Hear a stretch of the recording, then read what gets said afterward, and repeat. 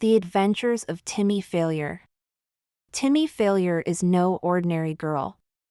She's a natural-born investigator. She has a heart full of curiosity and an insatiable desire to solve mysteries. But her latest investigation was by far her greatest one yet. It all started when she was playing outside with her faithful dog partner, Total. Suddenly, a bolt of lightning struck the oak tree in their backyard, splitting it in half and revealing a secret passageway. Timmy Failure and Total weren't scared at all. In fact, they were super excited. They looked at each other, then at the mysterious hole, then back at each other. Without saying a word, they knew what they had to do. They went through the hole and found themselves in the most incredible place they'd ever seen. It was a beautiful village made entirely out of clouds. Houses floated above fluffy white puffs. Rainbow waterfalls cascaded down crystal-clear icicles. And a river of flowing honey meandered through the center of town. But the most amazing thing of all was that the animals could talk. A squirrel wearing a monocle bowed to Timmy as he walked past. A parrot in a top hat tipped his beak to her. And a dapper pig with a cane nodded his snout. Timmy Failure and Total had stumbled upon the hidden village of Claudia, and its residents were preparing for the annual Unclaudia festival. As Timmy and Total approached the town square, they saw all the Claudians gathered around a massive stone tablet covered with strange symbols. They were worried because nobody could figure out how to activate it. You see, this wasn't just any ancient artifact. This was the Chronos Stone, and it controlled the flow of time and the changing of the seasons. But now it wasn't working properly, and winter was starting to creep into summertime. Flowers wilted. Birds flew south for the winter. And everyone's favorite ice cream shop, Scoops in the Clouds, was forced to close for the season. That was no good. So Timmy Failure stepped forward and told the townspeople that she and her dog would solve the mystery. Of course, they all laughed at first. They thought it was the silliest idea ever. A kid and a dog solving the problem that had stumped the smartest Claudians? Please. But after a while, they agreed that Timmy and Total could try to fix the Chronos Stone. Maybe being outsiders, they could come up with a new perspective. So Timmy sat down in front of the stone, closed her eyes and concentrated really hard. What did it do? When the townspeople activated it before, what did they say or do? She tried to remember. Then she heard something that brought back a flood of memories. Someone was singing. Sure enough, when she looked around, she noticed a small group of children singing and dancing around the stone. They were performing an ancient Claudian folk song about the changing of the seasons.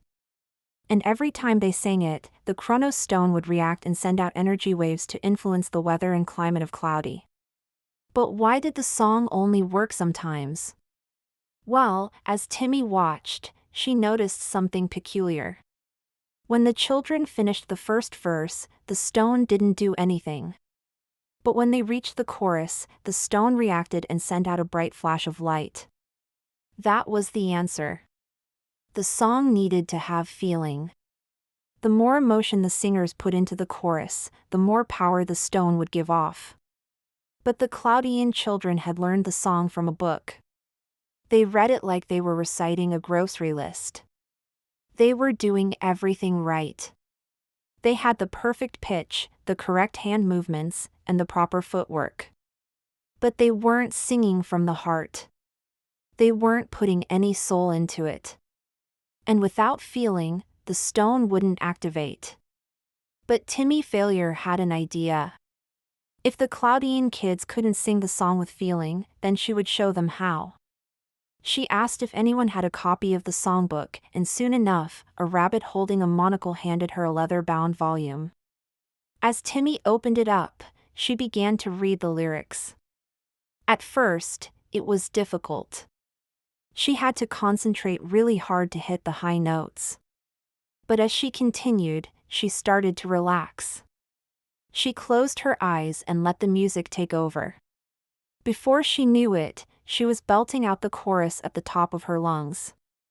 And when she finished, the Chronos stone flashed brighter than ever. Everyone stared in amazement as flowers bloomed, birds returned, and ice cream cones started melting. Timmy had done it.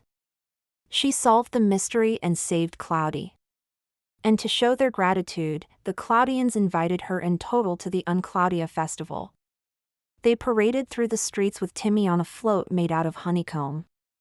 They danced with parrots and pigs. They sang with squirrels and badgers. They even drank hot cocoa made out of real melted snow. It was so much fun. But as the night drew on, Timmy felt a little homesick. She missed her family and her bed and her very own bowl of milk and cookies. Total felt the same way. He wanted to cuddle up next to his water dish and chew on his squeaky bone. So Timmy and Total thanked the Cloudians for their hospitality and headed back to the oak tree. They waved goodbye to their new animal friends and jumped through the hole in the tree. Then something very odd happened. The backyard was dark and rainy. Lightning flashed and thunder boomed. The oak tree was whole once again. There was no sign of a secret passage. And when Timmy and Total ran inside, they noticed that their clock said the next day. It was almost morning. What kind of wacky mystery was this? Did the Chronos stone somehow send them back in time? Was it possible to go back to Cloudy? Timmy was determined to find out. She raced to the window and looked up at the storm clouds. Could she have sworn she saw a familiar face peeking out from behind a bolt of lightning?